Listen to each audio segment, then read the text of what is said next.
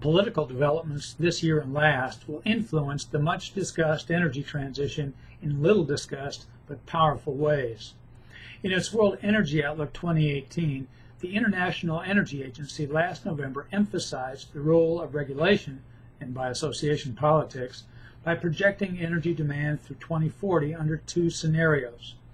Under current and currently planned policies, the world would need oil production to be 11% higher in 2040 than it was in 2017, IEA estimated. With policies needed for compliance with Paris Climate Agreement targets, 2040 oil production would be 27% lower. By this metric, climate change policies will determine whether oil remains a growth business. For climate policy making itself, though, growth looks altogether doubtful.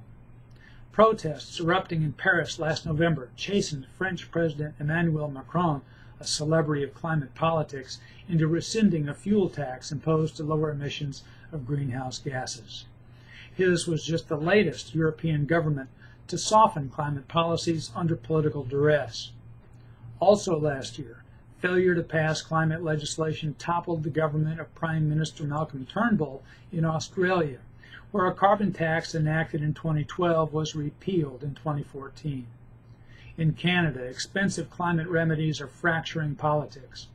Voters in Ontario last June replaced a Liberal government that had enacted a carbon tax with one led by a progressive Conservative who promptly scrapped the levy. This year, Alberta Premier Rachel Notley faces a tough challenge from United Conservative Party leader Jason Kenney, who thrashes her enactment of a carbon tax in an ill-fated swap of federal acceptance of oil sands projects. That election might occur before its May 31st due date. Scheduled for October 21st is the Canadian federal election, in which policies reflecting Liberal Prime Minister Justin Trudeau's Macron-like ambitions for climate leadership have come under attack from Conservative challenger Andrew Scheer. Political repudiation of climate policies punishing to energy consumers already is a trend. Election losses by Notley and Trudeau would amplify a welling expression of popular will too long ignored by the poobahs of climate. I'm Bob Tippie, editor of Oil and Gas Journal, and that's the editor's perspective, which appeared first in text at www.ogj.com on January 7th, 2019.